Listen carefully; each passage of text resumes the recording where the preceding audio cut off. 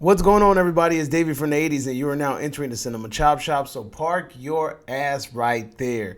And while you're there, don't forget to hit the like, the share, and the subscribe button. Also, if you check the link below, you see a Patreon account. You click it, you become a member. All you got to do is try. Recommend movies and music and trailers for me to react to, so click the link. Now, with that being said, we are here today to review the Texas Chainsaw Massacre, the 2022 version, right?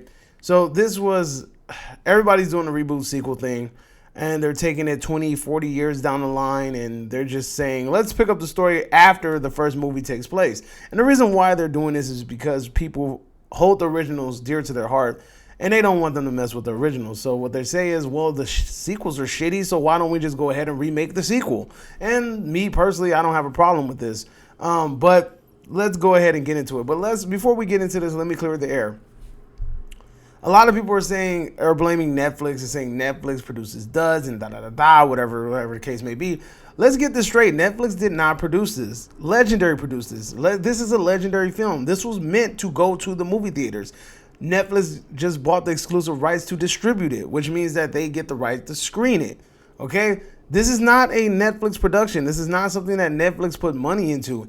This movie was done, and what happened was the studio sold the rights to Netflix. Now, from what I've been hearing, the reason why it was sold to Netflix is because it was in a screener run. It wasn't really well received, and they felt like it wasn't going to make that much money, so they went and sold it to Netflix for an unknown sum amount, most likely more probably than they would have probably made running it at the theaters. But that's neither here nor there. Let's get into the film. I'm going to go ahead and I'm going to talk non-spoilers briefly, and then afterwards I'm going full-fledged spoilers because it's on Netflix, so you should be able to see it real soon, right? This movie takes place, like, 40, 50 years down the line, and it picks up with these young people that are going to this Texas town in order to, like, revamp it, you know, and modernize it, and somehow, some way, they end up pissing my man Leatherface off, and he ends up going on a killing spree. That's the general synopsis of the movie. Now, the actors and actresses in this movie and the director are all pretty unknown people. I think the biggest name in this movie is one of the ladies is a voice actor on Despicable Me. And that's pretty bad, you know, but at the same time, there's not much real acting going on in this movie to the point where you really like, damn, like it really shows. This movie is very fast paced. It's 120. It's like an hour and a half. It's like under an hour and a half, actually. So, or is it? Yeah, I think it's under an hour and a half. But anyway, it's not that bad of a movie. Like, it's not that long. And it really doesn't feel like that. And it's a very fast-paced movie. However, there are some plot holes and discrepancies and inconsistencies in the movie. There's also some what the fuck moments that are going to make you kind of like, really? Did you really do that? There's actually quite a lot of those. And I can kind of see people's irritation with this film. But at the same time, these are horror movies, dude. You got to kind of just sit down and just turn your brain off and not really try to overthink these situations. So, like, I mean, I get it. The movie is based off of Ed Gein, and there's some realistic aspects to it. But at the same time, this is a freaking work of fiction. You have to just treat it as such. You know, these are iconic freaking characters that throughout history have like taken beatings and beatings and beatings and still ended up coming back. So don't question it. Just go with the flow, watch the movie, and enjoy the shit. I will say that this is a straight up gore fest. Like, this movie has some pretty freaking dope kills, and Leatherface is brutal as shit in this movie. So that's a good aspect. A lot of people were clowning the mask. Me personally, I thought the mask was okay. It kind of made me. You don't want some clean cut, well put together mask, you know, and then it makes sense. Like, when you watch the movie, it's gonna make sense to why the mask looks like the mask does, you know. But again, this is a dude in a rural area, like, trying to making a mask out of damn near nothing. So you gotta give the man some slack. Anyway, like I said, the acting isn't a really big part. There's super fucking huge plot holes.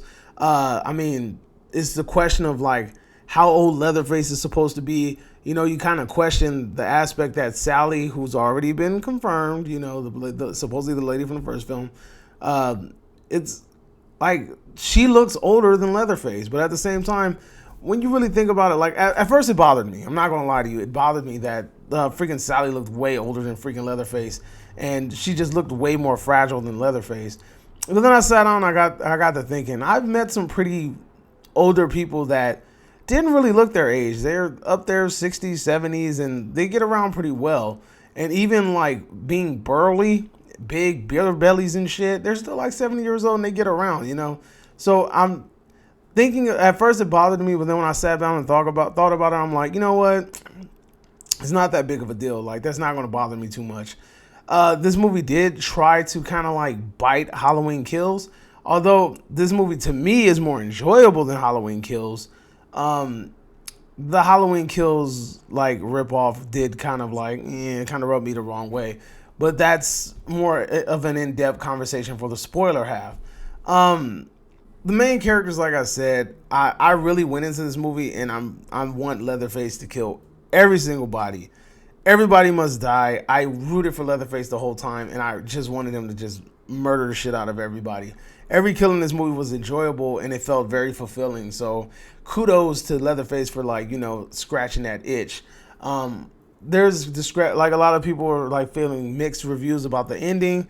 Me personally, I like the ending. I thought that shit was funny. There's a lot of shit that Leatherface does in this movie that's funny, and I'm not sure if it's supposed to be funny, but the shit comes off as hilarious as hell to me. The end, like I said, the ending. I like the ending. I mean, I know that it's gotten like, you know, mixed reviews or whatever, but me, I don't give a shit about everybody else. I'm just going off of what I like.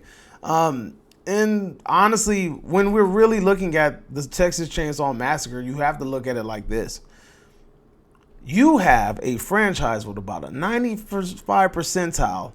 Most of the Texas Chainsaw movies were shit, bro. Like, let's keep it a buck. Like, Next Generation, Texas Chainsaw Massacre 2, freaking Leatherface, Texas Chainsaw, the 3D one.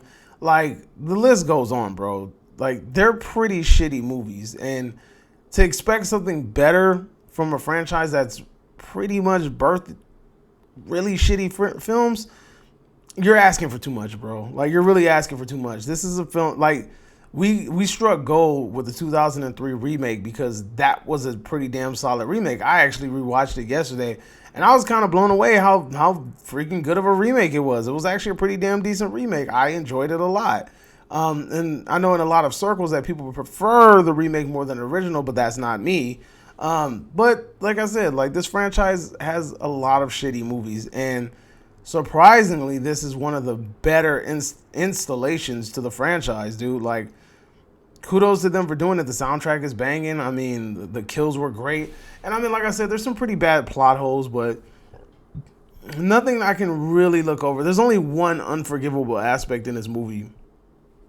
And like I said, I'll go into that in the spoiler section. But, I mean, for those of you that like horror movies, this is going to scratch the itch. If you like gore, this will scratch the itch. It's not something that's going to wow you with a storyline. Hell, even the original didn't wow you with a fucking storyline. So why are we expecting something magnificent out of something that was never truly, like, plot-wise magnificent? They did their best to try to, like, cover their tracks and make an explanation for why Leatherface is still alive or where he's been, and they tried a weird little way of explaining it. And I mean, it's acceptable. Could it have been better? Hell yeah, definitely could have been better. But at the same time, it is what it is. I'm not going to overthink it. These are horror movies we're talking about here. So if you don't want to be spoiled, well, I'll give you my grade. My grade is a... Damn, it's kind of hard, dude, because I actually liked it. I had fun with it, but at the same time, it's like, it's not the greatest fucking movie ever. This is the first ever, dude. It's going to be somewhere stuck between a meh and a spared, because it's actually a fun damn movie to watch once you kind of put all of the other stuff behind you. And I honestly feel like all the critics' reviews are kind of like, they're kind of, I don't know, man. They're kind of like, they're being too anal about this shit. Like, this is Texas Chainsaw Massacre. Chill the fuck out, you know? Also, the woke aspect. There's been a lot of rumblings and whispers of woke. And there, like I said, there's a subplot in this movie that kind of like, it's very cringy because it really doesn't belong. And I mean, I could think about like 5 different ways they could have approached this shit. And just to have it in the movie just made no sense. And like I said, I will go into it in the spoiler section. So if you don't want to be spoiled, please exit the video right now. I'm glad you guys stayed on long enough to check out this video. And 3, 2, 1, spoiler section. All right, so check it out. So Sally comes back, right? And Sally's supposed to be like Jamie Lee Curtis. She looks like Jamie Lee Curtis. She got the fucking gray hair. She got the long gray hair. She got walking around with a shotgun. This is straight up Jamie Lee Curtis, like off the top, like off the rip. And she even says like that dumbass, like, I fear no evil, I fear no evil. And that shit just made me cringe so bad because I'm just like, yo, like this is like I hope you don't say it a bunch of times, this whole evil dies tonight shit. Now, the people in this movie have fucking spines made out of I don't know what. They have extraterrestrial spines because motherfuckers was getting gutted and still survived. And I have no clue how they survived. Freaking Sally was up in the air getting shook like a fucking rag doll. And she still found a way to freaking like come alive and shoot Leatherface with a shotgun round. Get the fuck out of here, bro. Like that shit was stupid. Like that's what I'm talking about when I'm talking plot holes, you know? Also the whole, oh my God, like, I mean, to me, I feel like it was more so poking fun at woke culture than anything. Like, come on, the whole, like, you're getting canceled, bro. And then, the gentrification and all of the things like that, it really felt like it was poking fun at woke culture, dude. Like, even think about it, like, the entitlement. The dude thought he was entitled to, like, basically owning that property, and it turns out that, you know, the ladies... The movie feels like it takes jabs at woke culture because the dude thought he was entitled to her property. And guess what? It wasn't. He didn't buy it. It was still her property. She settled everything with the bank. So basically, they did her dirty. You know what I'm saying? And honestly, like, Leatherface killing them off, they fucking deserved it, dude. You get what you fucking deserve. You know what I'm saying? Like I said, that was a decent subplot. You know, Leatherface is grown up. He escaped the freaking farm or whatever, and then he ended up hiding out in this freaking orphanage that apparently he used to go to as a kid, or he was a part of when he was a kid. And you know, like, I'm not going to question it too much. Like I said, I'm not going to really overthink this situation too much because, again, this is a horror movie. All they want to do is just like make sure that they just dot the I's, you know what I'm saying? And they dotted the I's enough to the point where I'm not going to be really bothered by little plot holes, you know what I'm saying? But like I said, dude, Leatherface was getting blasted, shot, stabbed, everything, and he still kept coming back. And again, these are horror villain icons. I'm not really going to like dive too deep into why is this mofo still alive, you know, but whatever, you know what I'm saying? It just was weird to me how Leatherface showed, like, when he got clipped in the first movie, like the very, very first movie, he got clipped in the leg with the chainsaw, right?